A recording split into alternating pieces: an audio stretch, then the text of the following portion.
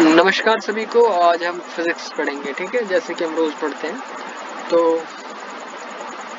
Motion in a straight line, जिसका आपने कल एक टेलीकास्ट देखा था, उसी के सिलसिले में आप इसको आगे बढ़ाएंगे और कोशिश करेंगे हम उनके बचे हुए टॉपिक्स को कवर करने की। ये टॉपिक खत्म होता है, इसके बाद फिर हम प्रोजेक्टाइल मोशन पे जंप करेंगे और यहाँ पर आपका जो मोशन है ना वो ऑलमोस्ट खत्म हो जाएगा। उसके बाद फिर हम पढ़ेंगे न्यूटन लॉज ऑफ मोशन।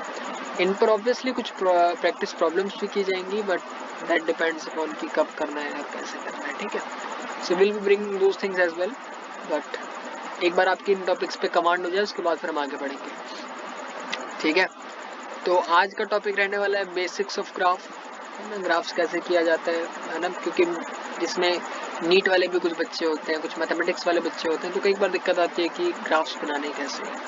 तो वो कोशिश करेंगे कि ग्राफ कैसे बनाए जाते हैं, कुछ जनरल ग्राफ्स क्या होते हैं, रिलेटिव मोशन क्या होता है वो पढ़ेंगे। रिलेटिव मोशन आप देख सकते हैं बिल्कुल मेरी स्क्रीन की साइड पे, यहाँ पर लिखा मैंने V A B is equal to V A minus V B, यही रिलेटिव मोशन और कुछ भी नहीं है।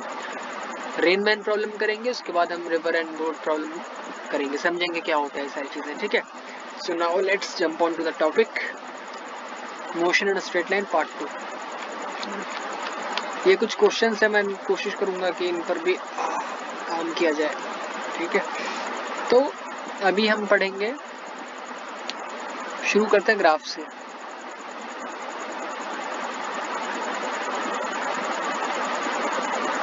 ग्राफ्स, ठीक है, ज्यादा बड़ा हो गया था, ठीक है। तो अभी हम ग्राफ्स पढ़ने की कोशिश करेंगे। येलो कलर भी बढ़िया ही है वैसे तो, ठीक है।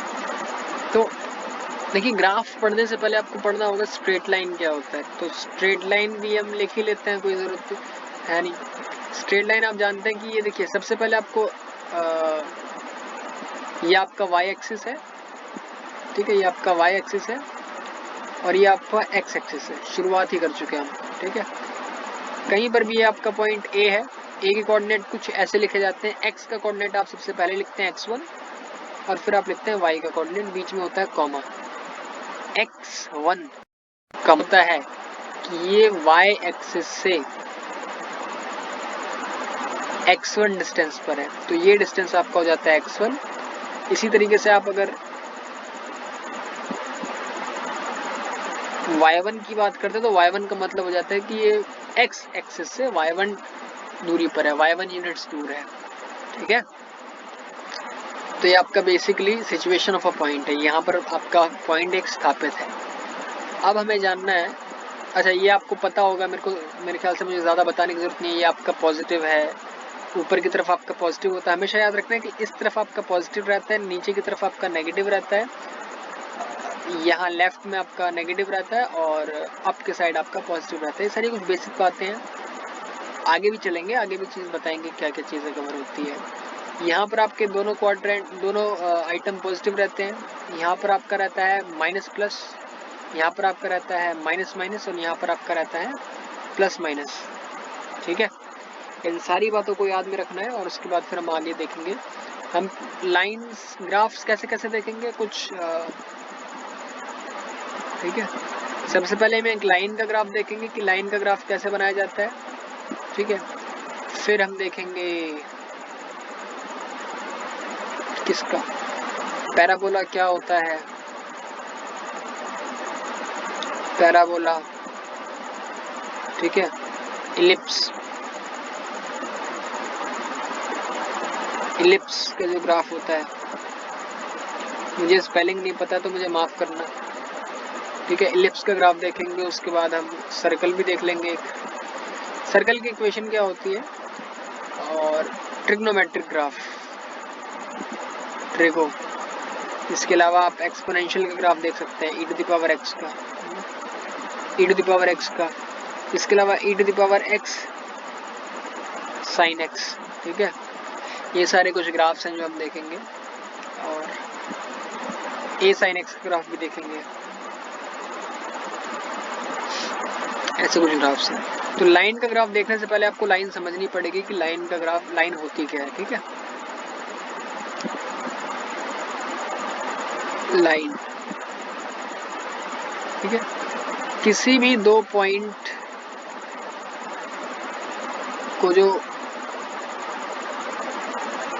ठीक है, the shortest distance between two points will be called a straight line। ये एक लाइन सेगमेंट है A to B, ठीक है, A to B आपका एक लाइन सेगमेंट है। मान लीजिए आपका ये x1 है और ये मान लीजिए आपका y1 है, ये आपका x2 है और ये आपका y2 है,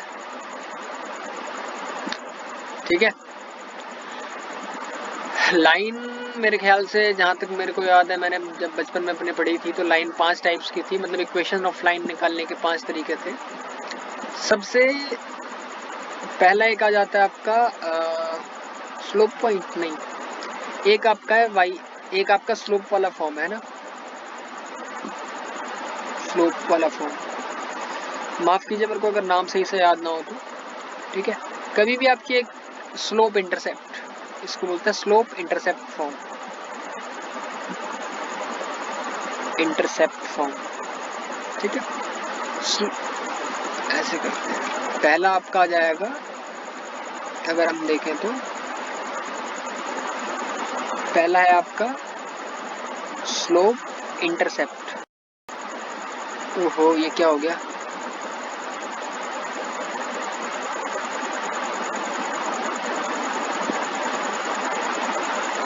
slope intercept, slope intercept form हो जाता है आपका पहला वाला, ठीक है, जिसको आप लिखते हो y is equal to mx plus c, ठीक है। यहाँ पर जो आपका m है, यही m जो है आपका, this m, this is called slope, और ये जो आपका c है, this c is called intercept, ठीक है। दोबारा लिखने का मेरा मन नहीं था इसलिए मैंने नहीं लिखा। तो इसमें क्या होता है, आप देखिए आपके पास एक इक्वेशन कुछ इस तरीके से जा रही है, ठीक है, यहाँ पर ये जो है एक लाइन इस तरीके से कटती है, ठीक है। तो ये जो एक आपकी रेखा जा रही है, ये आपकी जो लाइन जा रही है, ठीक है, ये आपका है y, ये आपका है x, इस लाइन को बोलते हैं y is equal to mx plus c, ठीक है, स्लोप इंटरसेप्ट फॉर्म। अब अगर मैं देखूं तो ये जो यहां से एंगल बना रही होगी,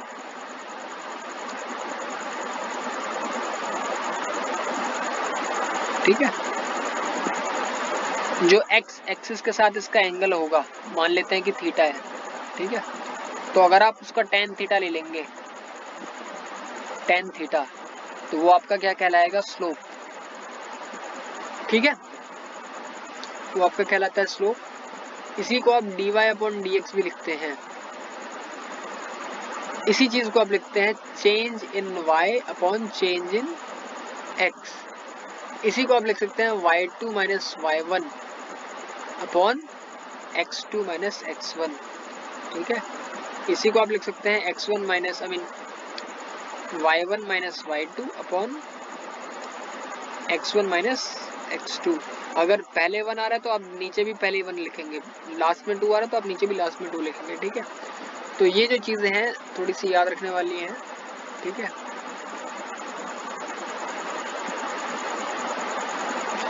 और इसमें कोई हैरानी वाली बात नहीं है, ताज्जुब वाली बात नहीं है कि यार tan थीटा लिखा हुआ था तो ये देखिए, अगर मैं tan किसी पॉइंट पे यहाँ पर बात करता हूँ मैं, ठीक है, तो यहाँ पर मैं एक ट्रायंगल बनाऊंगा, ठीक है, ये जो एंगल बनेगा वो एंगल होगा थीटा। यहाँ पर अगर मान लीजिए x की यहाँ पर वैल्यू है आपकी x2 y2 और यहाँ पर वैल्यू है x1 y1, तो आप देखेंगे ना कि ये डिस्टेंस जो है आपका वो क्या लिखेंगे आप, y2 माइनस y1, ठीक है।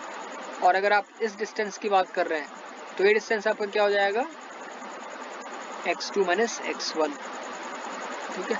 और आपको पता है perpendicular upon base is equal to tan theta, तो आपका tan थीटा की वैल्यू सीधा जंप होकर के यहाँ पर आ जाएगी, सॉरी, ठीक है, समझ गए क्या होना चाहिए। तो नाउ मूविंग ऑन, पहली इक्वेशन आपकी क्या हो जाएगी, स्लोप पॉइंट फॉर्म इक्वेशन, ठीक है। यहाँ पर आप लिखेंगे y is equal to mx plus c और y is equal to tan theta into x plus c। ठीक है, ये ऐसे जा रहा है और आपकी एक लाइन ऐसे जा रही है। ठीक है, अब अगर यहाँ पर, ठीक है, आपको पता है इस पूरी एक्सिस पे, y एक्सिस पे, y पूरी एक्सिस पे x की वैल्यू 0 होती है और x पूरी एक्सिस पे y की वैल्यू 0 होती है। This can be written as y is equal to 0, ये आपकी x एक्सिस है, और this can be written as x is equal to 0, ये आपकी y एक्सिस है। ठीक है, अब अगर आप ये इक्वेशन देखते हैं इस वाले पॉइंट पर, अगर आप इसको एनालाइज करते हैं, ठीक है, तो इस वाले पॉइंट पर आप लिख सकते हैं कि x की वैल्यू कितनी है, x इज इक्वल टू 0 है, बट y की कुछ ना कुछ वैल्यू है। y की क्या वैल्यू है, आप लिखेंगे y is equal to, pen बहुत बड़ा चल रहा है, आप लिखेंगे y is equal to mx plus c। अब आपको पता है कि m की जो वैल्यू है, यहाँ पर m की वैल्यू 0 हो चुकी है, मतलब x की वैल्यू 0 हो चुकी है because of being on y axis, तो आप यहाँ पर क्या लिखेंगे, y is equal to c। ठीक है, तो ये जो पॉइंट है, ये जो डिस्टेंस है ओरिजिन से यहाँ तक का, this is nothing but c, इसी को आप इंटरसेप्ट बोलते हो, इंटरसेप्ट। ठीक है, तो अगर आपको कोई इक्वेशन दे रखी है, मान लीजिए, अगर मान लीजिए आपको कोई इक्वेशन दे रखी है y is equal to 2x minus 3, तो आप इसकी इक्वेशन कैसे बनाएंगे, आप इसकी इक्वेशन देखिए, ये 2 जो है, 2 तो आपको यहाँ पर पता पड़ जाएगा कि tan theta is equal to 2 implies theta is equal to tan inverse 2। तो ये वैल्यू जो है आपकी, ऑब्वियसली आप देखते हैं कि अंडर रूट 3 की वैल्यू कितनी होती है, अंडर रूट 3 आपका होता है 1.732। ठीक है, तो अंडर रूट 3 पे tan होता है आपका 60 डिग्री, तो ये वैल्यू जो है वो 2 से 1.732 से ज़्यादा है। इसका मतलब ये है कि ये वैल्यू जो है आपकी वो 60 डिग्री से भी ज़्यादा जाएगी। तो आपको ये पता पड़ गया कि एंगल आपका 60 डिग्री से ज़्यादा रहेगा, ऐसा रहेगा कुछ। ठीक है, थीटा। और रही बात क्या कहते हैं इसका इंटरसेप्ट की, इसका इंटरसेप्ट होगा कहाँ पर, तो आपको पता पड़ रहा है, आप यहाँ पर x की वैल्यू 0 कीजिए, -3 आपका आंसर आ रहा है। तो जहाँ पर y इज इक्वल टू -3 है, मान लीजिए कहीं यहाँ पर इसकी y इज इक्वल टू -3 है, आपने y इज इक्वल टू -3 रख दिया। अच्छा, दो तरीके होते हैं इसको वैसे ग्राफ बनाने के। अगर आपको दिया है y is equal to 2x minus 3, तो एक्स वाई आप ऐसे लिखिए, एक बार x के लिए 0 पुट कीजिए, जैसे आप वैल्यू 0 पुट करेंगे तो आपको y की वैल्यू -3 मिलेगी, और जैसे ही आप y के लिए 0 पुट करेंगे तो आपको x की वैल्यू क्या मिलेगी, x की वैल्यू मिल जाएगी 3/2, अगर मैं गलत नहीं बोल रहा हूँ तो 1.5, तो 1.5 आपका कहीं पर यहाँ पर आ रहा होगा। ठीक है, 1.5। तो अब जो आपका ग्राफ जाएगा वो कुछ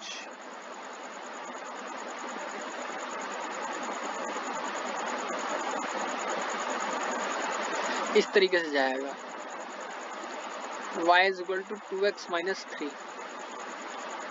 ठीक है, खैर ये आपकी हो गई एक। ठीक है, बहुत जल्दी जल्दी कवर करेंगे हम, क्योंकि हम एक में बहुत टाइम खा चुके हैं। दूसरा आपका आ जाता है, क्या बोलते हैं, स्लोप पॉइंट फॉर्म।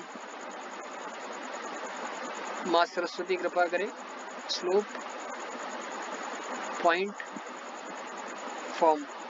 ठीक है, स्लोप पॉइंट फॉर्म इक्वेशन कैसे लिखी जाती है, अब ग्राफ तो खींचना आपको आता ही है, खैर मैं क्यों बता रहा हूँ स्लोप पॉइंट फॉर्म इक्वेशन वगैरह, ये सब किसी काम की है भी नहीं है। स्लोप पॉइंट फॉर्म इक्वेशन आप ऐसे लिखते हैं, y is equal to, sorry,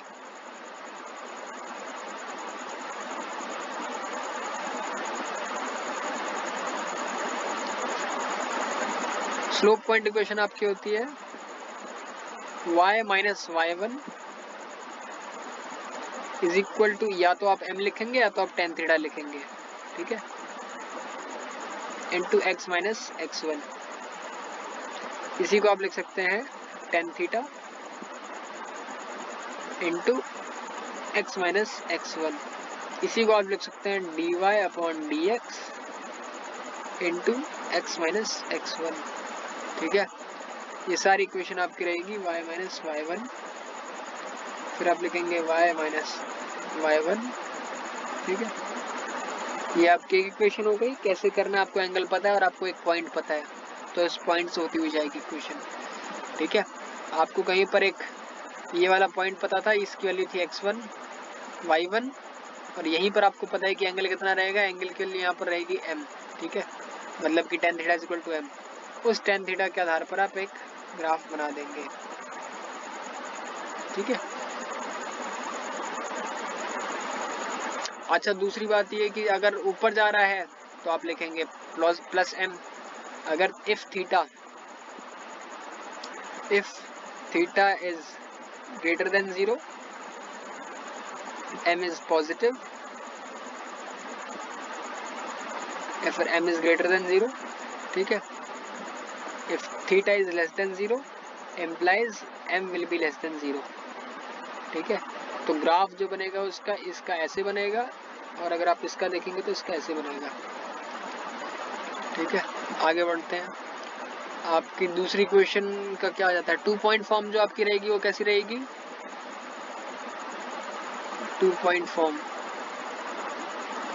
ठीक है, 2 पॉइंट फॉर्म में आपका मेरे ख्याल से ऐसा हो जाता है y minus y1 is equal to y2 minus y1 upon x2 minus x1 into में x माइनस x1। ठीक है, ये जो है वो वेरिएबल है, x और y जो है वो वेरिएबल है, यहाँ पर वैल्यू पुट नहीं करनी है, वेरिएबल निकाल लेंगे। आपको फिर से एक पॉइंट ये दे रखा है, एक पॉइंट ये दे रखा है, इन दोनों को मात्र जोड़ देना, आपकी इक्वेशन बन जाएगी। ठीक है, 2 पॉइंट फॉर्म हो गया। 3 पॉइंट फॉर्म करें, इसके अलावा अब आपके पास आ जाएगा स्लोप, सॉरी इंटरसेप्ट फॉर्म। आपके पास केवल इंटरसेप्ट होगा, तो आप उसको लिखते हो इंटरसेप्ट फॉर्म। मुझे याद नहीं, मेरे ख्याल से x upon a plus y upon b is equal to 1। यहाँ पर 1 ही रहता है। इस वाली फॉर्म को कहते हैं मेरे ख्याल से इंटरसेप्ट फॉर्म। ठीक है, इसका ग्राफ कुछ इस तरीके से होता है।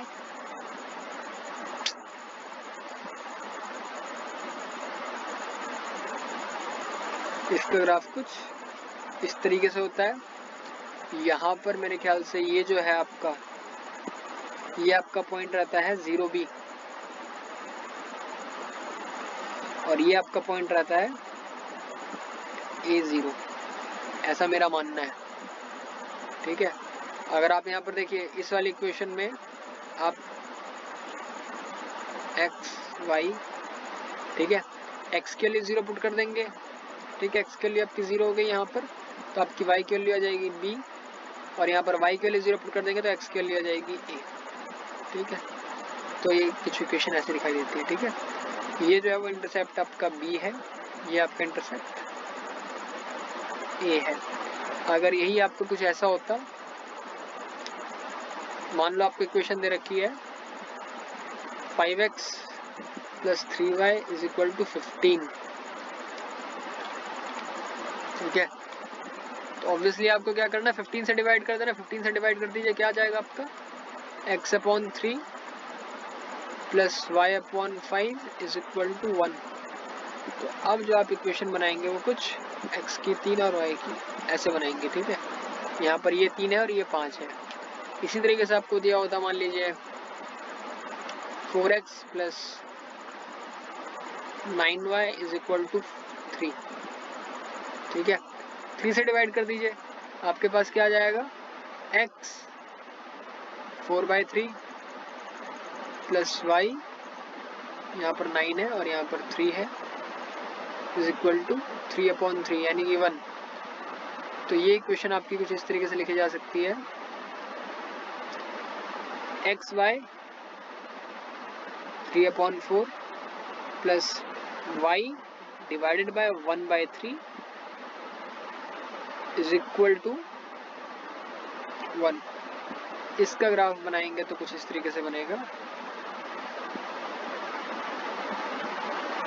0.75 एंड 0.63 है ना। ये जो रहेगा आपका वो रहेगा आपका 3/4, 0 और ये आपका रहेगा 0, 1/3। ठीक है, इंटरसेप्ट फॉर्म हो गया। अब इसके अलावा मेरे ख्याल से एक वो होता है आपका, क्या बोलते हैं, ट्रिग्नोमेट्रिक फॉर्म होता है कुछ, उसको नाम याद नहीं है मेरे को, ट्रिगोनोमेट्रिक फॉर्म। ठीक है, उसका परपेंडिकुलर टाइप का कुछ था, x cos theta plus y sine theta is equal to slope perpendicular form था शायद, ये मुझे याद नहीं है, स्लोप नॉर्मल फॉर्म था, is equal to p where p is the perpendicular. आप ग्राफ कुछ शायद ऐसा बनाते थे, यहां से आपको एक परपेंडिकुलर ड्रॉ करना होता था। ठीक है, तो इसकी जो लेंथ होती थी वो कितनी होती थी,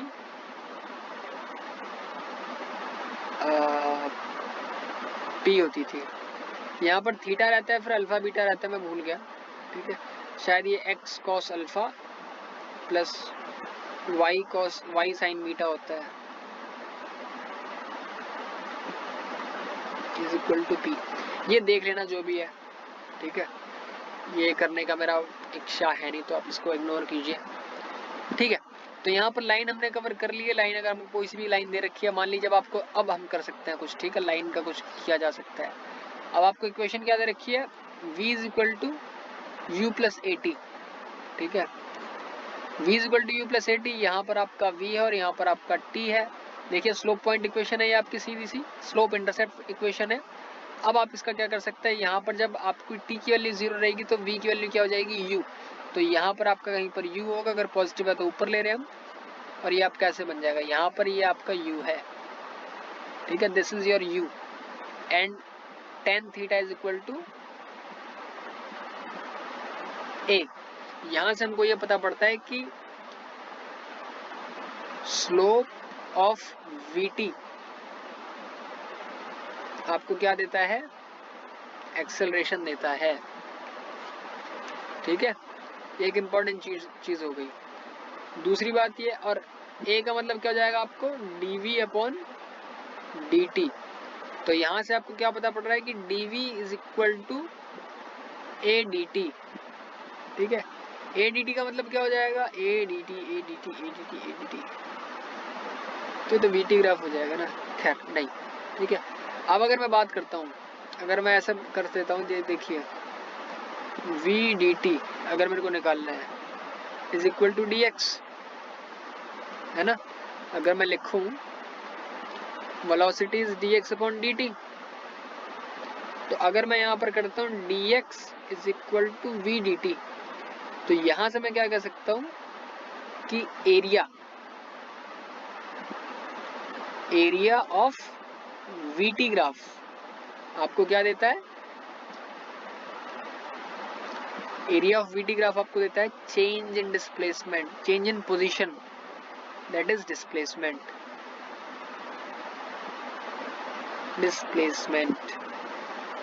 ठीक है, तो कभी भी आपको डिस्प्लेसमेंट निकालनी है, आप क्या करेंगे, vt ग्राफ का एरिया निकाल देंगे। ठीक है, जस्ट एक सेकेंड।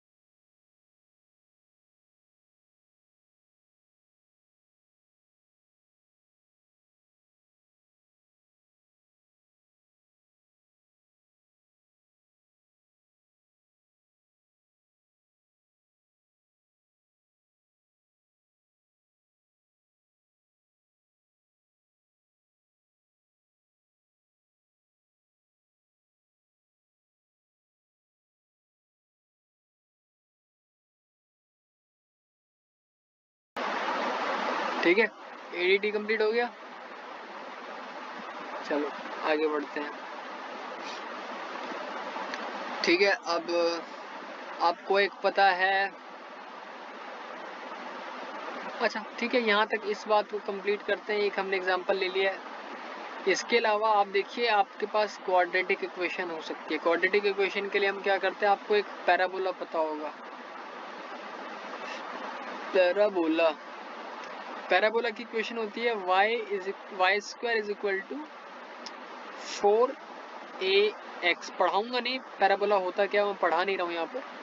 ठीक है, इसकी अगर आप इक्वेशन की बात करते हैं, ठीक है, तो ये देखिए, ये जो आपका एक्स स्क्वायर है, सॉरी वाई स्क्वायर है। वाई स्क्वायर का मतलब ये है कि वाई की वैल्यू नेगेटिव भी हो सकती है, पॉजिटिव भी होगी, फर्क नहीं पड़ता वाई की वैल्यू नेगेटिव है या फिर पॉजिटिव है। यानी कि एक्स एक्सिस के नीचे है या एक्स एक्सिस के ऊपर है, फर्क नहीं पड़ता, एक्स की वैल्यू हमेशा पॉजिटिव ही रहेगी। ठीक है, क्यों? क्योंकि आपके पास वाई स्क्वायर है और किसी भी चीज का स्क्वायर हमेशा पॉजिटिव होता है। इसका मतलब एक्स की वैल्यू पॉजिटिव रहेगी, वाई की वैल्यू कुछ भी हो सकती है। जब x की वैल्यू 0 है तो y की वैल्यू कितनी है, y की वैल्यू भी 0 है। इससे हमें ये पता पड़ता है कि ये ग्राफ स्टार्ट, इसको कर्व ट्रेसिंग भी कह सकते हो आप। ठीक है, ये ग्राफ स्टार्ट होगा ओरिजिन से। जैसे ही आप y की वैल्यू 1 रखोगे, मान लेते हैं 4x जो आपका वो 1 है, ठीक है, ये कांस्टेंट एक इक्वल टू 1 है, तो आप जैसे ही x की वैल्यू बढ़ाएंगे, x और y रखते हैं, ठीक है, यहाँ पर आपको इक्वेशन में x की वैल्यू की जगह y की वैल्यू रखनी है। आपने 0 रखा तो ये 0 हो गया, आपने y की वैल्यू 1 रखी तो ये 1 हो गया, 2 रखा तो ये 4 हो गया, 3 रखा तो ये 9 हो गया, 4 रखा तो ये 16 हो गया, 5 पे 25 इम्प्लाइज x का इंक्रीमेंट ज्यादा है y से, ये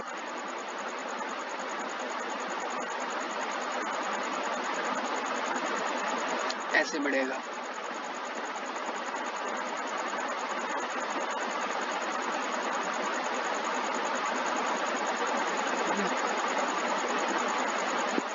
पैराबोलिक ग्राफ,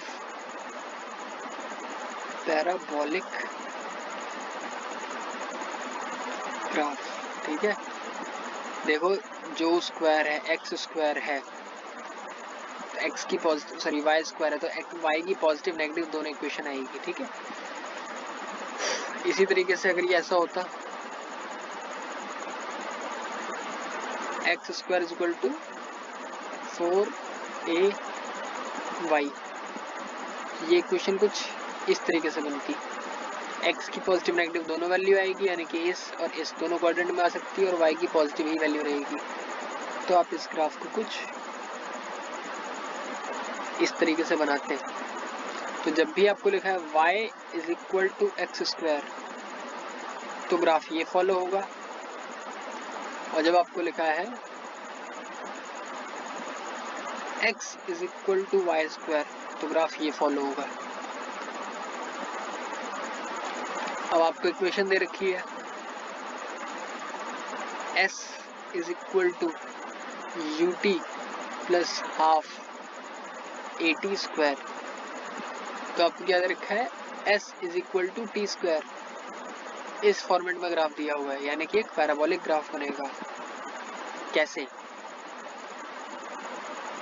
ठीक है, मैंने क्या बताया था कि अगर एक्स स्क्वायर दे रखा है ना, एक्स स्क्वायर दिया हुआ है, तो ग्राफ ऊपर की तरफ जाएगा, तो यहीं पर सेम ग्राफ जाएगा। ठीक है, क्योंकि आपका यहाँ पर s है और यहाँ पर आपका t है, तो ये ग्राफ जो जाएगा वो कुछ इस तरीके से जाएगा।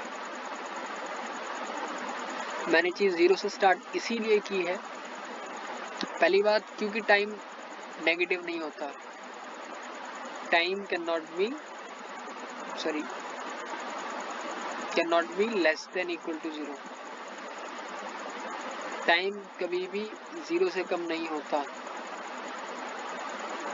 ऑब्जर्वेशन जब हम करते हैं तो ये ग्राफ पीछे नहीं जाएगा, इस क्वाड्रेंट में एग्जिस्ट नहीं करेगा।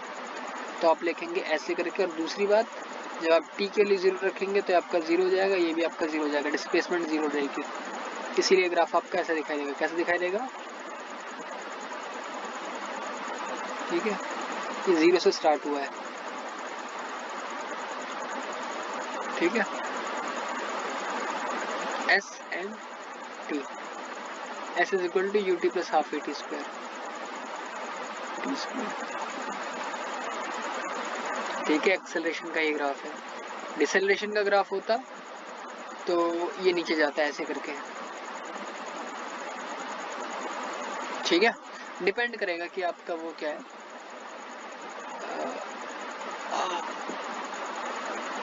कि आपकी क्या कहते हैं वैल्यू क्या है, उस पर डिपेंड करेगा कि आपका ग्राफ कैसे जाएगा। दोनों पॉजिटिव थे तो इसीलिए ऐसा चला गया। ठीक है, अगर मान लो कुछ वैल्यू कुछ ज़्यादा ही बड़ी रहती तो क्या कैसे ऐसे ग्राफ नहीं जाता। ठीक है, नाउ आपका पैराबोला हो गया। आपने कौन कौन सी इक्वेशन पढ़ी थी? एक है आपका v square minus u square is equal to 2as। तो ये तो कोई इसकी क्या ही, आप इसमें आप या तो v वर्सेस s का ग्राफ बनाओ या तो v वर्सेस a का ग्राफ बनाओ, तो कोई सेंस नहीं है इस ग्राफ का, तो इसको कोई बनाने की जरूरत है नहीं। ठीक है, सर्कल का मैं इक्वेशन बताता हूँ। सर्कल की इक्वेशन क्या होती है? सर्कल की जो बेसिक इक्वेशन है ना, स्टैंडर्ड इक्वेशन, एक तो आप लिखते हो x square is equal x square plus y square is equal to a square, या फिर इसको आर स्क्वायर कह दो।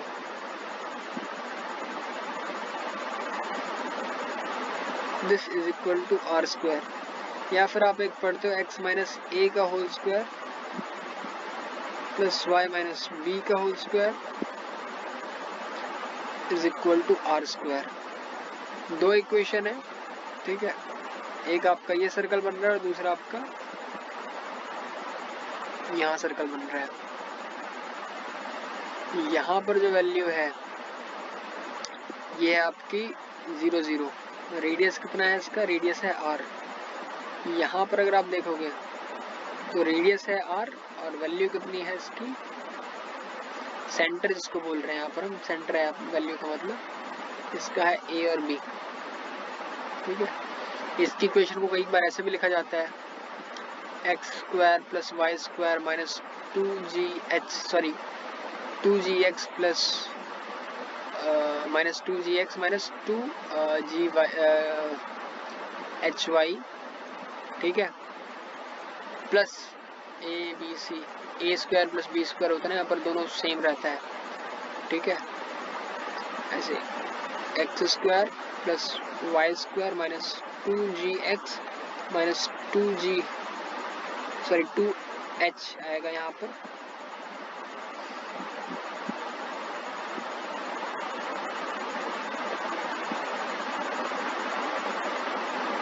ठीक है,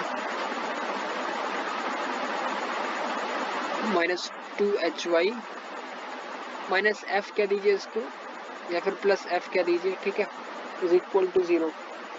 यहाँ पर जो आपका माइनस 2g और h जो है आपका वो सेंटर बनता है। खैर ये सारी कैलकुलेशन हमें नहीं करनी है। ये आपका सर्कल की इक्वेशन हो गई। इसी तरीके से आपकी एक इलिप्स की इक्वेशन होती है। ठीक है, यहाँ पर आप x और y की कुछ भी वैल्यू लिख दो। 0 लिखोगे, 0 प्लस 0 रेडियस रहेगा ही नहीं। x और y की कुछ भी आप वैल्यू रखोगे जो कि इस पे लाई करती है, तो आपका एक सर्कल बनेगा। ठीक है, सर्कल की डेफिनेशन यही होती है कि सर्कल की डेफिनेशन ये होती है कि इसका रेडियस फिक्स रहेगा। आप चाहे किसी भी locus of all the point है ना x एंड y, जिसका रेडियस जो हो या फिर जिसका डिस्टेंस ओरिजिन से लेकर के, ठीक है, locus of all such points which has the distance r from the origin will be called the circle. ठीक है, वो सर्कल में कंसिडर किया जाएगा। Same goes with this a b से जो इसका डिस्टेंस r रहेगा वो आपका सर्कल का आएगा। ठीक है, इसी तरीके से आपकी इलिप्स आ जाता है। इलिप्स आपका ऐसे दिखाई देता है।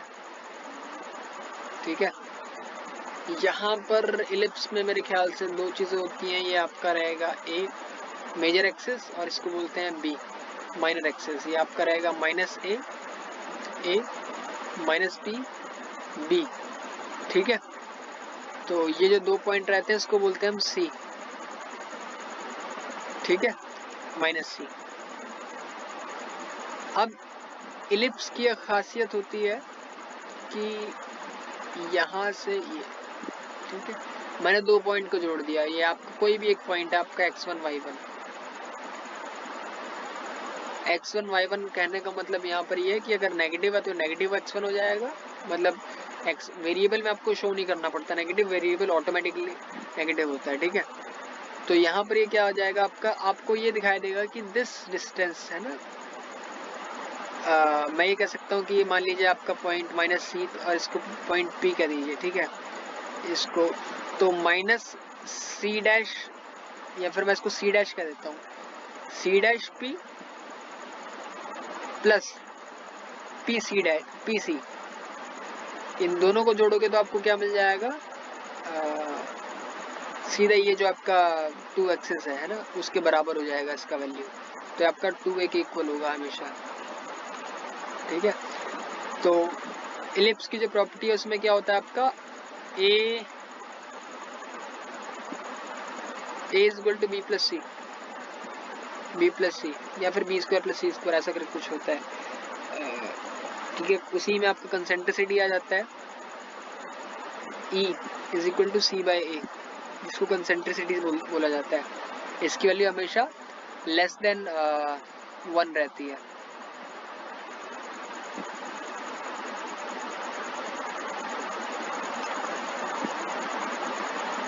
और अगर मैं पाइथागोरस थ्योरम लगाऊं, मान लीजिए आपको एक एलिप्स दिया, अच्छा एलिप्स की इक्वेशन क्या होती है, x square upon a square plus y square upon b square is equal to 1। ये तो इक्वेशन होती है आपकी एलिप्स की, ठीक है। जैसा कि मैंने बताया कि ये पॉइंट जो है आपका वो बी रहेगा, ठीक है। एक बार बी रख के देखते हैं, तो मैं जैसे इसको बी रखूंगा तो क्या मिल जाएगा मेरे को, 0 upon a square plus b square upon b square equal to 1। खैर बाकी कैंसिल हो जाएगी तो, ठीक है। इसमें एक बार देख लीजिएगा, मेरे को याद नहीं आ रहा है,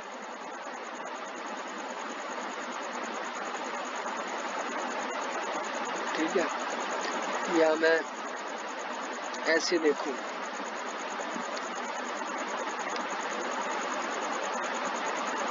ये जो पॉइंट रहेगा ये आपका हो जाएगा बी और ये आपका हो जाएगा सी, ठीक है। डिस्टेंस का तो मुझे पता पड़ गया कि दिस डिस्टेंस है ना, तो डिस्टेंस की अगर मैं बात करता हूँ कि अगर मैं यहाँ पर आकर के देखना चाहूँ इसकी वैल्यू को, तो मैं क्या लिखूंगा, सी माइनस बी। चलो थोड़ी सी गणित कर लेते हैं बहुत समय के बाद, ठीक है। यहाँ पर आप हो, ये जो डिस्टेंस है आपका वो है बी, 0b, ये है आपका सी, ये आपका सी डैश और ये आपका सी है, ये आपका है ए डैश और ये है आपका ए, ठीक है। तो अगर मैं यहाँ से डिस्टेंस देखता हूँ ये वाला, तो ये मुझे क्या मिल जाएगा, बी स्क्वायर प्लस सी स्क्वायर का अंडर रूट, ठीक है। और सेम मेरे को वहां से मिल जाएगा, तो मैं इसको लिख दूंगा 2, ठीक है। This should be equal to 2a, 2 से आपका 2 कैंसिल हो जाएगा, आप लिखेंगे b square plus C square is equal to a square, ठीक है। ये इक्वेशन ऑफ इलिप्स है। तो यहाँ पर आपको ए स्क्वायर लिखेंगे, यहाँ पर आप, यहाँ पर बी स्क्वायर, यहाँ पर सी स्क्वायर लिखेंगे, खत्म बात, ठीक है। इलिप्स की इक्वेशन आपने देख ली क्या होती है। इसके अलावा आपके पास बचता है एक सर्कल हम बता चुके हैं, पैराबोला हम कर चुके हैं, इलिप्स हम कर चुके हैं। अब एक कर लेते हैं हम साइन थीटा, है ना, साइन थीटा। साइन की अगर आप वैल्यू देखेंगे तो साइन की वैल्यू हमेशा -1 से लेकर के 1 के बीच में वैरी करती है, ठीक है। इसको बोलते हैं स्क्वायर ब्रैकेट, इसका मतलब होता है कि -1 और 1 इंक्लूडेड है। अगर ये मैं ऐसे कर देता तो इसमें -1 और 1 एक्सक्लूड हो जाते हैं, ठीक है।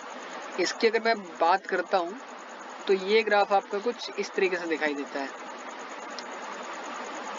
यहाँ पर इस वैल्यू को मान लीजिए कि आपका +1 और ये -1 है, तो साइन का जो ग्राफ चलता है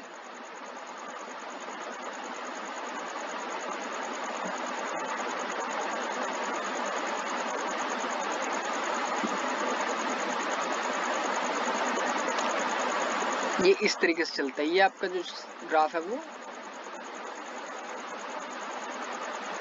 साइन का ग्राफ चल रहा है, ठीक है। इसी तरीके से पीछे भी जाता है,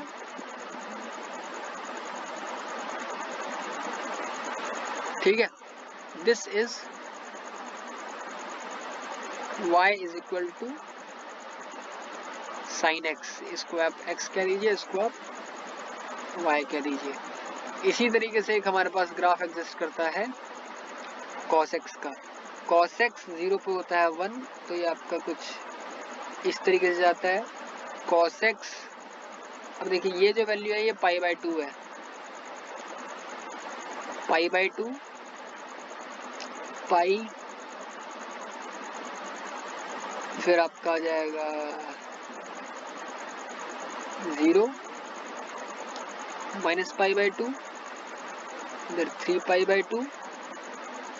अबे यार 3π/2, इट इज 2π, यहाँ पर होगा आपका 2π। अच्छा मैंने सारी गड़बड़ कर दी यार।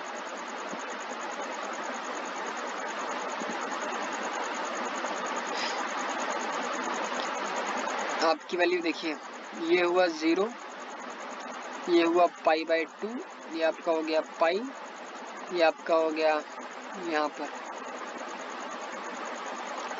3π/2, ये आपका हो जाएगा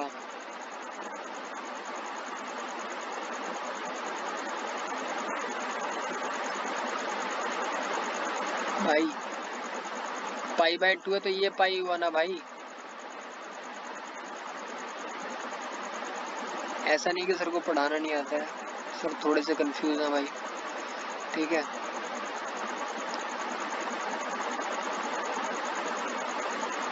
वन 2 3 4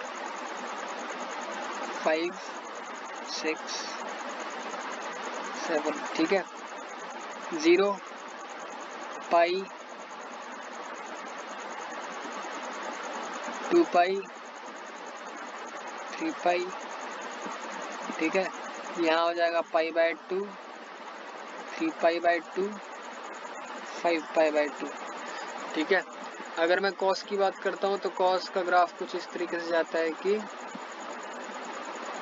cos का ग्राफ देखिए, cos 0 रहता है, 0 पे रहता है 1, π/2 पे हो जाता है 0, पाई पे हो जाता है -1, फिर इस पे हो जाता है वो 0, फिर 1। उसका ग्राफ चलता है कुछ इस तरीके से।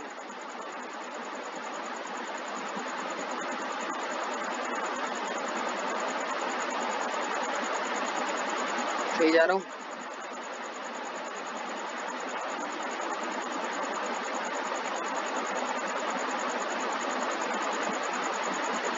ठीक है। ये जो ग्राफ चल रहा है आपका, ये ग्राफ चल रहा है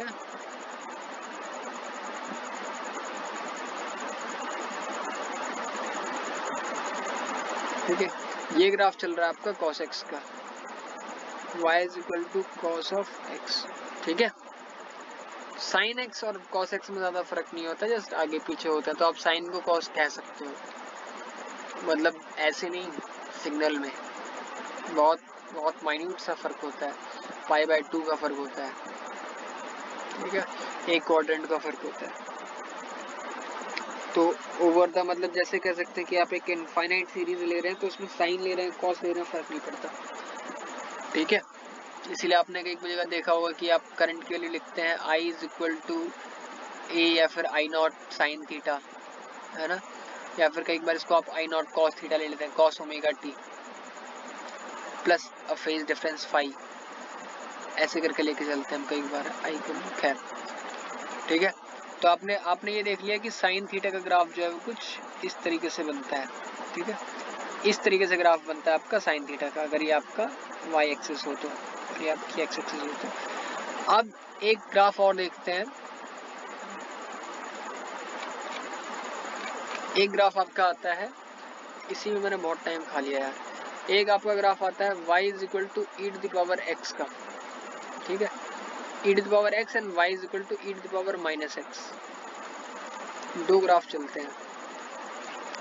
तो अगर आपका e to the power x है ग्राफ, ठीक है, e to the power x है, तो शुरुआत में जैसे ही आप 0 लिखेंगे, है ना, x के लिए 0 रहेगी, तो y के लिए क्या हो जाएगी 1। ठीक है, जैसे जैसे आप वैल्यू बढ़ाएंगे वैसे वैसे ग्राफ ऐसे करके बढ़ता जाएगा और एक टाइम आएगा कि इन्फिनिटी पे पहुंच जाएगा। सिमिलरली अगर आप क्या कहते हैं माइनस एक्स की बात करते हैं, ठीक है, e to the power minus X की बात करते हैं, तो जैसे जैसे अब देखिए ई टू द पावर अगर आप माइनस एक्स की बात करेंगे तो जैसे जैसे ये वैल्यू पहले आप लिखेंगे, मान लेते हैं हम की बात कर रहे हैं 100 की, ई की जगह e is equal to 100 let's suppose. ठीक है, तो e to the power minus x है, 100 to the power minus x है। ठीक है, तो y is equal to 100 to the power minus x है। तो इनिशियली जब आप x की वैल्यू 0 रखेंगे, x के लिए 0 है, तो y की वैल्यू कितनी हो जाएगी 1। ठीक है, इसके बाद आप x के लिए रखेंगे मान लीजिए -1, मतलब x के लिए आप रखेंगे 1, जैसे ही 1 रखेंगे तो 1/100 हो जाएगा, मतलब -1 यानी 1/100 हो जाएगा, तो ये वैल्यू थोड़ी सी कम हो जाएगी। ठीक है, तो ये आपका हो जाएगा 1/100। फिर आप जैसे 2 रखेंगे तो आपको हो जाएगा 1/10 टू द पावर 4। फिर आप रखेंगे 3 तो आपको हो जाएगा 1/10 टू द पावर 6। ऐसे बढ़ता रहे, मतलब कि घटता रहेगा। ठीक है, ऐसे ही इसकी वैल्यू वेरी करती रहेगी। तो इसकी वैल्यू डिक्रीज तो होगी पर कभी भी 0 पर नहीं पहुंचेगी, 0 से हमेशा छोटी रहेगी। So this is equal to y is equal to e to the power x का ग्राफ ये हो जाएगा। अगर आप यहाँ पर दूसरा ग्राफ बना रहे हैं तो वो आपका ग्राफ कैसा बन जाएगा, ठीक है,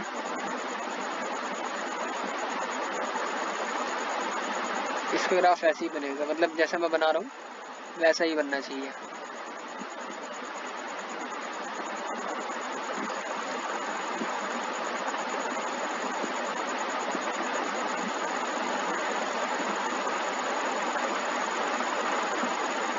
मैं इसको बना नहीं पा रहा हूँ ग्राफ को, ऐसा बनेगा y इज इक्वल टू। खैर, तो अगर मैं एक ग्राफ बनाऊं तो वो ग्राफ आपका कुछ ये स्ट्रेट लाइन नहीं है, ये आपका रहेगा 1। E to the power minus x का ग्राफ आपका ऐसा रहेगा, y और x।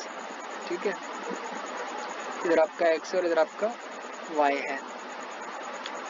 अब बात आती है इंटरेस्टिंग, अगर आपसे कोई माई का लाल बोल दे e to the power x into sine x का ग्राफ बनाइए, तो आप क्या करेंगे, e to the power x जो है आपका वो एम्पलीट्यूड है। ठीक है, एम्पलीट्यूड, देखिए मैक्सिमम और मिनिमम वैल्यू जो आपकी हो सकती है वो है। इसको कई बार आप एनवेलप भी बोलते हैं, एनवेलप, यही वो लिफाफा है जिसके अंदर साइन एक्स है। E to the power x का ग्राफ कैसे बनता है, e to the power x का ग्राफ बनता है कुछ इस तरीके से। ठीक है, ये तो आपका पॉजिटिव हो गया। अब y की x की जो वैल्यू रहती है, अब क्योंकि ये अब इसको अगर आप देखते हैं तो हर सेकंड पे ये तो पॉजिटिव वैल्यू है हमेशा, बट इसकी वैल्यू पॉजिटिव और नेगेटिव में वेरी करती है ना, फ्लिप करती रहती है, टू एंड फ्रो मोशन रहता है इसका। तो ये जो ग्राफ रहेगा आपका पॉजिटिव भी रहेगा और एक नेगेटिव भी रहेगा, same up and down same mirror image रहेगी। बट इसका जो ग्राफ रहेगा साइन एक्स, अब साइन की फ्रीक्वेंसी चेंज नहीं होगी,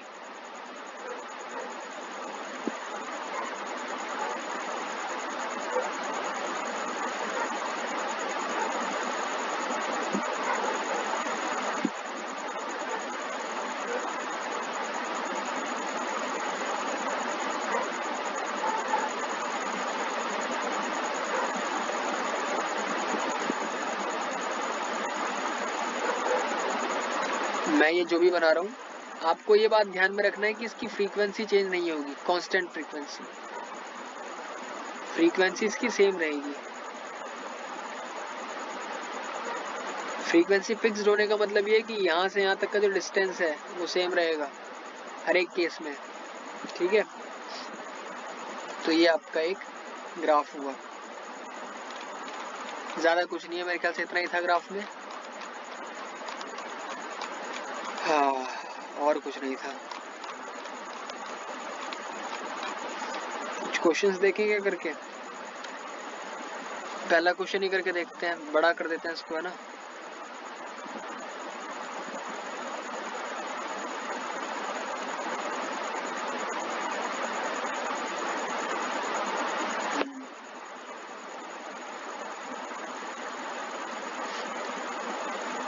Yes, we can write.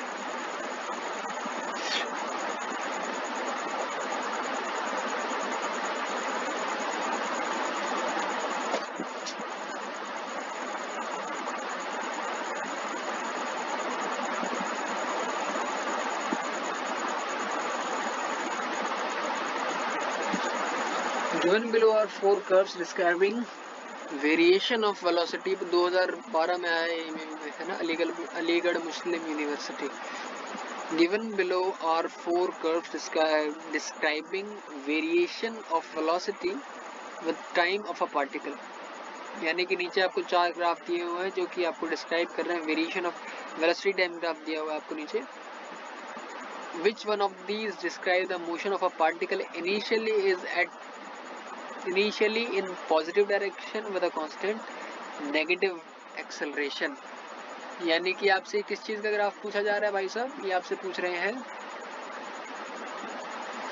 they are asking you about the graph of v is equal to u minus at, ठीक है। ये पॉजिटिव है, इनिशियली पॉजिटिव वेलोसिटी है, बट ये जो आपका वो नेगेटिव है। तो ग्राफ इसका कुछ इस तरीके से बनेगा। देखो हमारे पास है क्या, है ना, एक्सेलरेशन नीचे जा रहा है, तो ये देखो ग्राफ दिखाई दे गया, ये वाला ग्राफ, सेम यही वाला ग्राफ।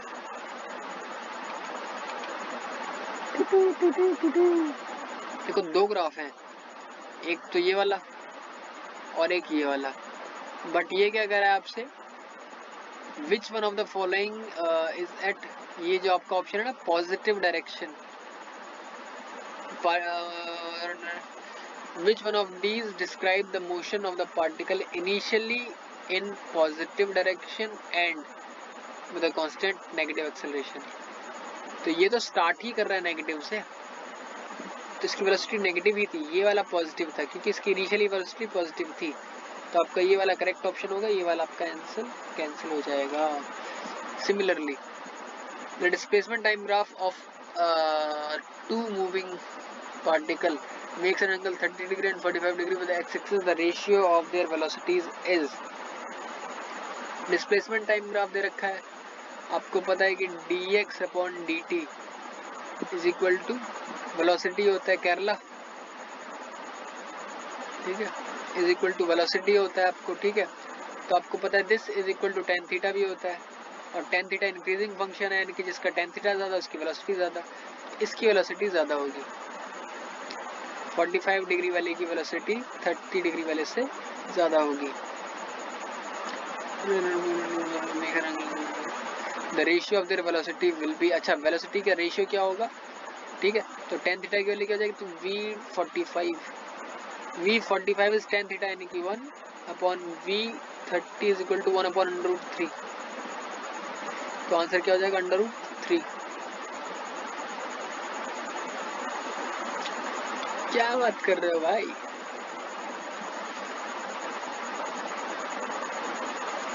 बात बताओ।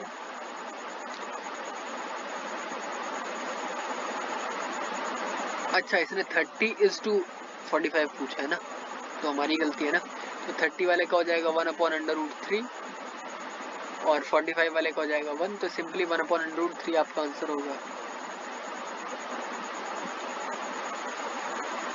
कुछ क्वेश्चंस कर ले भी यार, 55 मिनट हो गए हैं, तो रिवर बोर्ड प्रॉब्लम भी करी थे फटाफट, वो चीज़ हो जाए तो आपका एक चलो रिवर बोट प्रॉब्लम भी कर ही लेंगे, ठीक है। A particle starts from the rest and A particle starts from rest at t is equal to 0 and undergoes an acceleration a with time t in second, which is as shown. Acceleration time graph आपको दिया हुआ है. Which one of the following plot represents velocity? मेरे को मैंने question दिया था आपको, मेरे को याद है अभी, देखता हूँ वो करना है नहीं करना है, आपका आंसर क्या आता है कमेंट सेक्शन में बताना, उसका आंसर उसके बाद करेंगे, ठीक है। विच one of the following plot represents velocity versus time graph? तो अब इसका अगर मैं ग्राफ देखूं, ये अगर मैं ग्राफ देखूं तो वेलोसिटी टाइम ग्राफ भी इसका जो रहेगा वो v है और यहाँ पर आपका इधर t है, ठीक है। तो वेलोसिटी टाइम ग्राफ में देखिए पहले आपका एक्सेलरेशन है 3 इनिशियली, यहाँ पर कुछ मेंशन किया जाना चाहिए। A particle starts from rest, क्योंकि रेस्ट से शुरू है तो इसलिए इसका इनिशियली वेलोसिटी 0 रहेगी, ठीक है। ये 0 है, ये 2 है और ये 3.5 है, 3.5 है, ठीक है, 3.5। तो भाई साहब क्या कह रहे हैं कि 3 इसका एक्सेलरेशन रहा है, -3 इसका एक्सेलरेशन रहा है। तो क्योंकि 3 इसका एक्सेलरेशन रहा है, आपको पता है कि dv upon dt is equal to acceleration. तो क्योंकि ये 3 रहा है तो उसका स्लोप क्या हो जाएगा 10, है ना। So tan theta is equal to 3 की वैल्यू का मतलब कितना हो जाता है कि ये वैल्यू 60 डिग्री से ज़्यादा है, तो आप इसको 60 डिग्री से वैसे ज़्यादा बनाइए ऐसे। अभी 60 डिग्री से ज़्यादा हो गई, इसके बाद ये डिसेलरेट करेगा, किस सेम ही एक्सेलरेशन रहेगा, ठीक है। तो ये जो आपका ग्राफ है वो कोशिश कीजिए कि ये जो एंगल है, ये जो एंगल है ये आपका एंगल थीटा है। अगर थीटा की वैल्यू कितनी रहेगी यहाँ पर, theta is equal to tan inverse 3, ठीक है। जिस एंगल से ऊपर जा रहा है आप यहाँ भी देखेंगे सेम वही एंगल थीटा बनेगा।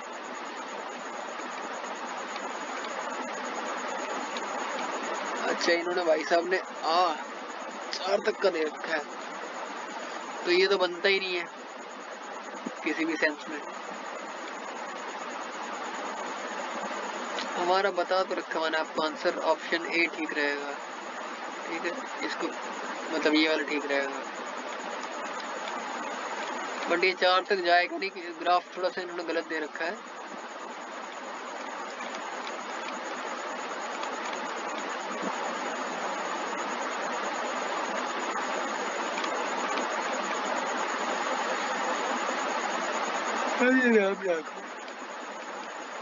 A ball is thrown vertically upward, ignoring the air resistance. Which one of the following plot represents velocity time graph for the period of ball remains in air? Ball को ऊपर उछाला गया, 0 से velocity बढ़ करके infinite, मतलब जो भी वहां तक गई होगी, उसके बाद फिर वहां से वो नीचे आ रही है, तो वेलोसिटी पहले तो बहुत बड़ी होगी, इसके ऊपर बहुत घटी होगी। आपने फॉर्मूला क्या पढ़ रखा है, आपने यहाँ पर वेलोसिटी टाइम ग्राफ का फॉर्मूला, तो आपने पढ़ा है v is equal to u plus a t. तो यहाँ पर आपका हो जाएगा v is equal to a t, कब तक, जब तक v मैक्स ना मिल जाए, ठीक है, तब तक ये बढ़ रहा होगा t1, और जैसे ही वो मिले उसके बाद फिर वहां से डिक्रीज होगा। तो ग्राफ इसका बिल्कुल स्ट्रेट रहेगा ऐसे, ये वाला सी वाला टी ऑप्शन सही है। A body is at rest x is equal to 0, at x is equal to 0, at t is equal to 0, it starts moving in the positive x direction with a constant acceleration. At the same instant, another body passes through x is equal to 0, moving in positive x direction with a constant speed. देखो, a body is at rest, x is equal to 0, t is equal to 0 पे एक body rest पर है, It starts moving in at t equal to 0 in positive acceleration with a constant acceleration a. ठीक है, acceleration इसका कितना है यहाँ पर, कांस्टेंट एक्सेलरेशन है, ठीक है, बॉडी ए का, ए मूव करती है एक एक्सेलरेशन से ए से मान लो. At the same instant another body passes through x is equal to 0. उसी टाइम पे एक दूसरी बॉडी जो है एक्स से पास करती है, moving in a positive acceleration with a constant speed. ठीक है, position. Okay my dear god, so this is x is equal to 0. ठीक है, यहाँ पर आपकी एक बॉडी ए है, ठीक है, which is moving with a constant velocity. ये आपका एक्सेलरेशन इसका ए है और इसकी एक स्पीड है जो कि एस है, speed, constant speed. The positive of x, the positive of the first body is given by, the position of the first body is given by x1 t after time t, and that of the second body is given x2 t after the same time t interval.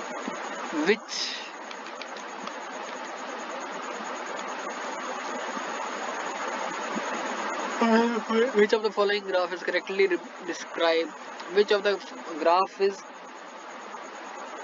following graphs correctly describe x1 minus x2 the function of time? भाई ये JEE mains का question है दोस्तों, इसमें दिमाग की नहीं होना तो जाहिर है. तो x1 इज इक्वल टू क्या लिखेंगे आप, हाफ ए टी स्क्वायर. ठीक है, और आप x2 क्या लिखेंगे, x2 is equal to speed into time, तो आप लिखेंगे s इंटू टी. आपसे पूछा गया x1 minus x2 versus time, तो आप लिखेंगे x1 minus x2 versus time, that is half a t square minus s t. This is equal to your function से y. ठीक है,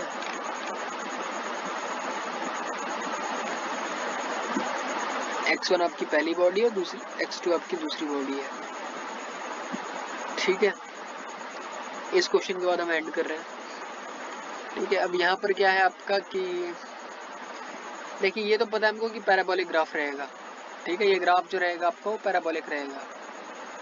तो पैराबोलिक ग्राफ मतलब कुछ इस तरीके से जाएगा. t इज इक्वल टू 0 पे देखिए, t इज इक्वल टू 0 पे y इज इक्वल टू 0 रहेगा. t इज इक्वल टू 0 पर अब जैसे जैसे t बढ़ेगा y इज इक्वल टू 0 कहाँ कहाँ रहेगा, है ना. अगर मैं इसको कर दूं तो आप लिख सकते हैं, देखिए मैं इक्वेशन कर रहा हूँ कि y is equal to 0, y is equal to 0 कहाँ कहाँ पर है, t कॉमन आ जाएगा, आप लिखेंगे half a t minus s is equal to 0. तो एक तो आपका रहेगा t इज इक्वल टू 0 पर, दूसरा आपका कहाँ पर रहेगा, जब आपकी t के लिए हो जाएगी 2s अपॉन a. ठीक है, तो ये दो टाइम पर आपका जो है ग्राफ वो. ठीक है, तब तक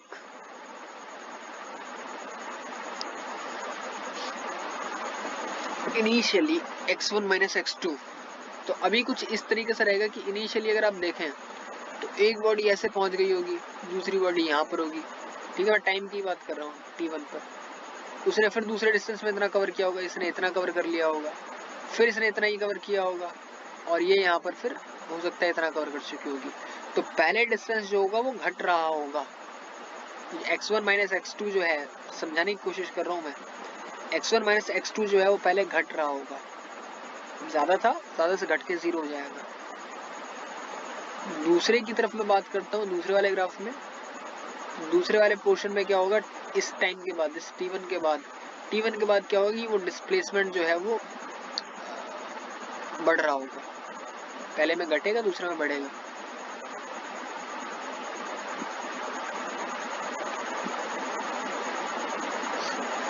तो देखिए, ग्राफ आपके पास पैराबोलिक दिए होते हैं.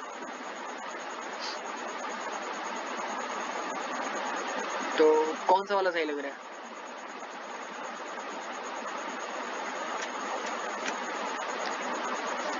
जीरो पे जीरो रहेगा। अब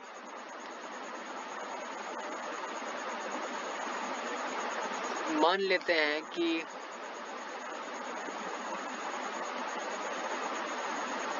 इससे पहले मैं इसको डिफरेंशिएट भी तो कर सकता हूँ ना।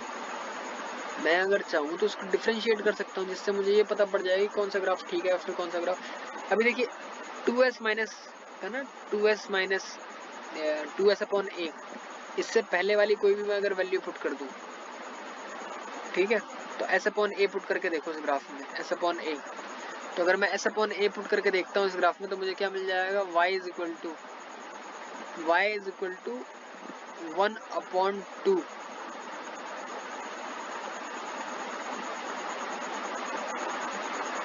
a into s square upon a square minus s into s upon a square से आपका ये कट जाएगा, आप लिखोगे हाफ ए, आप क्या लिखोगे, हाफ एस स्क्वायर अपॉन ए माइनस एस स्क्वायर अपॉन ए। तो यानी कि इस टाइम से पहले ये जो वैल्यू रहेगी वो क्या रहेगी, negative, minus half s square upon a, यही आ रहा है ना। तो देखिए, तो ये जो वैल्यू रहेगी वो आपकी नेगेटिव रहेगी, तो आपका ऑप्शन बी जो है वो करेक्ट है। कोई दिक्कत तो नहीं। इसके बाद मैं वैल्यू पुट करके देखूंगा तो वैल्यू पॉजिटिव आएगी। समझ में आया कैसे किया? T1 की वैल्यू मैंने पुट करी, T1 की वैल्यू मैं देख रहा हूँ कि 2s अपॉन ए, 2s अपॉन ए एक ऐसा टाइम है और t इज इक्वल टू 0 एक ऐसा टाइम है जहाँ पर ये वैल्यू, जहाँ पर y की वैल्यू 0 हो जाएगी, जहाँ पर x1 minus x2 is equal to 0 हो जाएगा, मीटिंग पॉइंट हो जाएगा दोनों के लिए। तो उससे पहले जो डिस्प्लेसमेंट था, अगर डिस्प्लेसमेंट की आप बात करोगे ना, तो x1 माइनस x2, तो x2 पहले ज़्यादा है, सॉरी हाँ यही कह सकते हैं हम कि अगर x1 माइनस x2 कर सकते हैं तो x1 माइनस x2, तो एक केस में तो आपकी स्पीड में ये बढ़ रही होगी, ये ज़्यादा तेज जा रही होगी, है ना, इसकी स्पीड ज़्यादा जा रही होगी। और दूसरे वाले में केस में क्या होगा कि मतलब एक में एक अप्रोचिंग रहेगा, दूसरे में एक सेपरेटिंग रहेगा। बिफोर कोलिजन अगर आप देखते हैं, बिफोर कोलिजन यहाँ पर अगर मैं देखूं, ठीक है,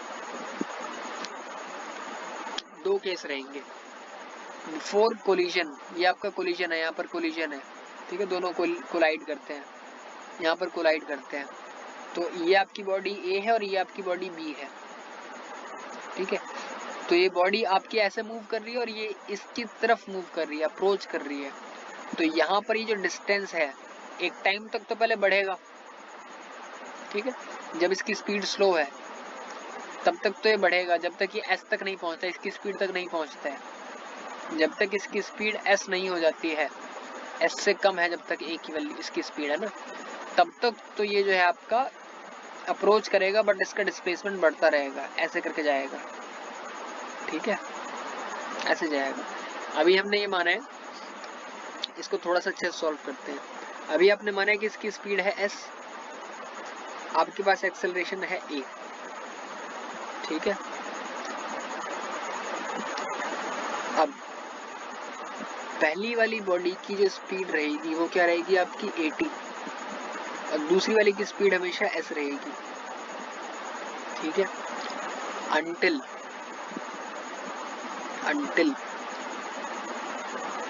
AT जो है।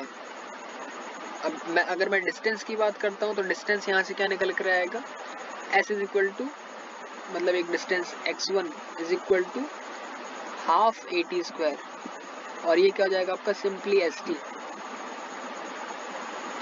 x2। तो आप यहाँ देखेंगे कि ये कांस्टेंट वैल्यू निकल के आ रही है हमेशा, एक बहुत प्यारी सी वैल्यू निकल के आ रही है, 10, 20, 30, 40, 50 टाइप की, ठीक है। पर मैं इसकी अगर मैं बात करता हूँ तो until s is greater than equal to 80, जब तक ये कंडीशन नहीं पहुंच रही है तब तक s तेज चल रहा है, तब तक एस भाग रहा है। जब तक ये कंडीशन है कि S is greater than this, तब तक ये भाग रहा है। जैसी ये कंडीशन आती है वैसी दोनों की स्पीड बराबर होती है। उसके बाद फिर इसकी स्पीड बढ़ती है, इस पॉइंट के बाद फिर इसकी स्पीड बढ़नी शुरू हो जाएगी। पार्टिकल ए की जो एक्सेलरेट कर रहा है उसकी स्पीड बढ़नी शुरू हो जाएगी, बहुत ज़्यादा हो जाएगी, तो इसका डिस्टेंस कम होगा। तो इनिशियली दो कंडीशन है आपके पास, ये आपका कोलिजन है, कोलाइड, फिर एक आपका आ जाता है यहाँ पर that v1 is equal to v2, ठीक है। और तीसरा तो आपने, ठीक है। तो जब तक v1 is equal to v2 नहीं हो जाता तब तक इनका डिस्टेंस जो है वो बढ़ता रहेगा, और डिस्टेंस कुछ इस तरीके से बढ़ेगा।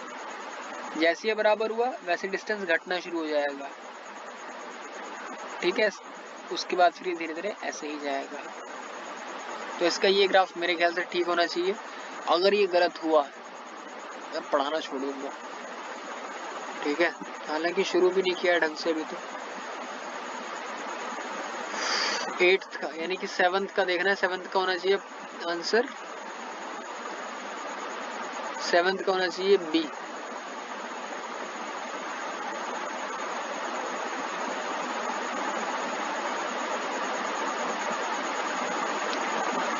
सेवंथ का बी होना चाहिए, सेवंथ का बी ही है। पढ़ा तो लेता ही हूँ यार मैं कुल मिला करके।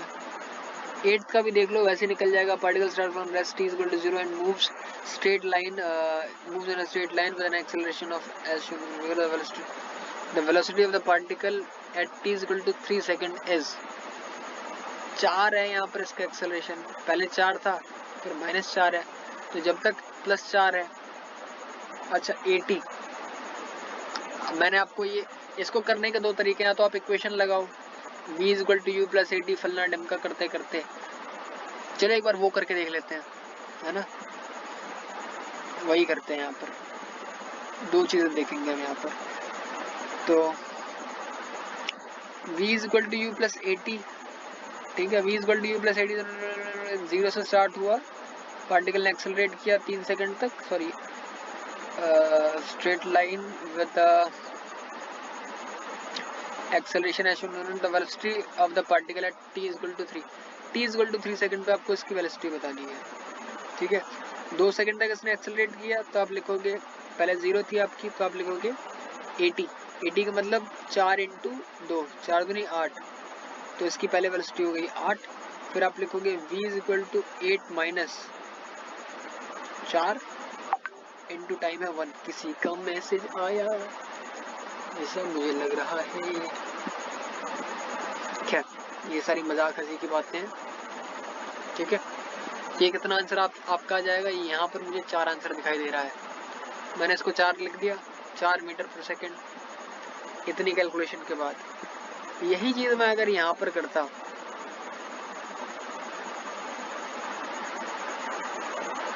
ठीक है, तो मेरे को क्या निकाल, मेरे को क्या पता है, dv upon dt is equal to acceleration implies change in velocity is equal to a dt, यानी कि एरिया है, एरिया ए और टाइम का at का इज इक्वल टू एरिया, ठीक है। तो आप इसको देखेंगे तो ये एरिया कितना आ जाएगा, 4 2 जा 8, और ये कितना आ जाएगा 1 4 जा -4। सिंपली 4 आंसर आ गया। सेकंड्स का क्वेश्चन था नहीं।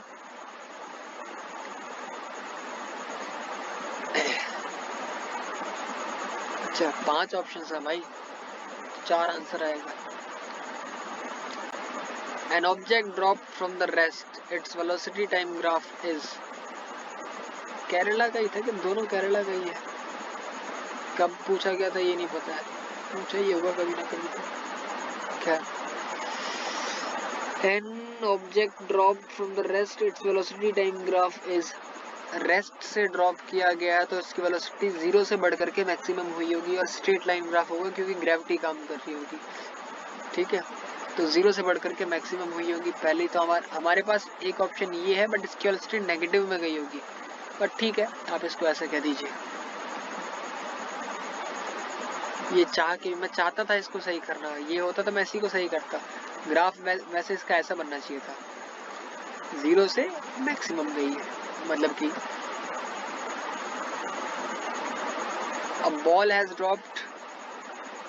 is dropped from on a floor and bounces back to height somewhat less than the original height. Which of the following curves depict the motion correctly?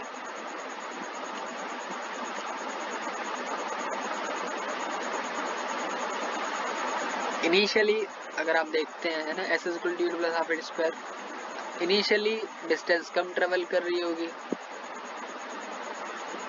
अच्छा, ये इसको आपको हाइट बता रहे हैं, this is telling you about the height, है ना, ये आपका हाइट है। तो इनिशियली हाइट का डिफरेंस कम रहा होगा, कम करके क्या कहता है हाइट गिर रही होगी, ये इसका ये वाला आंसर सही रहेगा, ऑप्शन बी। क्यों? क्योंकि ज़्यादा टाइम लग रहा है, कम चेंज हो रहा है हाइट में, ठीक है, टाइम इतना चेंज हो गया, उसके बाद कम टाइम लग रहा है और हाइट में देखिए कितना चेंज हो रहा है, तो ऑप्शन बी आपका करेक्ट रहेगा। वेलोसिटी बढ़ चुकी होगी ना बहुत ज़्यादा, तो 10th का बी, 10th का बी। बाकी भी सारे सही हैं यार, करेक्ट होंगे, मिला लेना। A body starts from the rest and moves with a uniform acceleration. Which of the following graphs represent its motion? एक बॉडी 0 से स्टार्ट हो रही है और यूनिफॉर्म एक्सेलरेशन में मूव कर रही है। Which of the following, VT graph है, रेस्ट से स्टार्ट हो रही है, इसलिए वाला आंसर सही रहेगा, ठीक है। एक बार ये आईडी जेई का क्वेश्चन है भाई, मेरे को ये नहीं करना है, इसी को देखें क्या। The given graph shows the variation of velocity with displacement.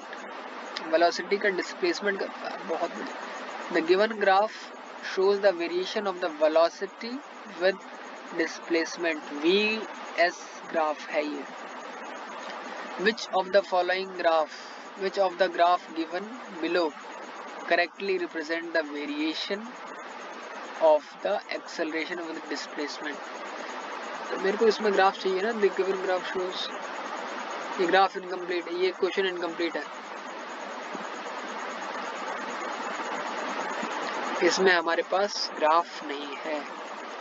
IIT JEE में पूछा गया सवाल तो है, बट ग्राफ हमारे पास नहीं है। देखूं क्या मैं इसका आंसर लेके आऊँ, वो लेके आऊँ क्या, क्वेश्चन कैसा है ये वाला, 2005 आईआईटी जेई ग्राफ, मैंने तो यार जब है ही नहीं तो नहीं है, काश मेरे पास होता।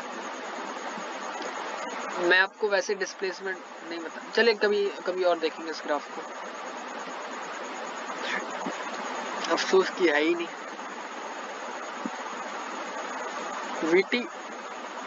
VT graph for a particle is shown. The distance traveled in 4 seconds is, आपको VT ग्राफ दे रखा है, आपको पता है सेम चीज आती है ना, S dx is equal to velocity into time dt। VT graph दिया हुआ आपको 4 सेकंड में बताना है कि आपका आंसर क्या होगा, तो इसका एरिया निकाल दीजिए। एरिया कितना आ जाएगा इसका, एरिया इसका हो जाएगा 4 है ना आपका 8, area for triangle is half base into height, तो आपका 216 आंसर आएगा, option b is correct. Look at the graph A to D carefully and indicate which of the following possibly represents one-dimensional motion of a particle. Oh my god, oh, x is displacement हो जाएगा ना, one-dimensional motion, Gujarat CET।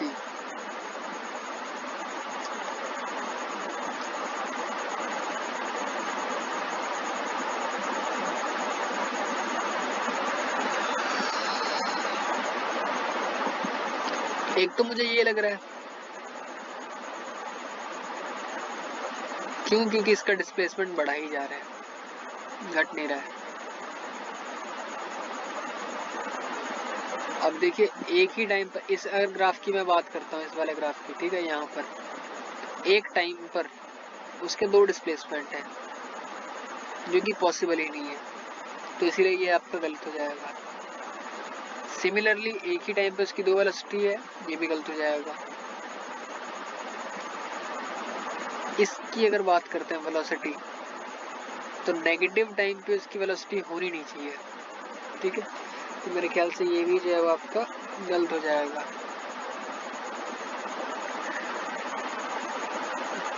Option B correct.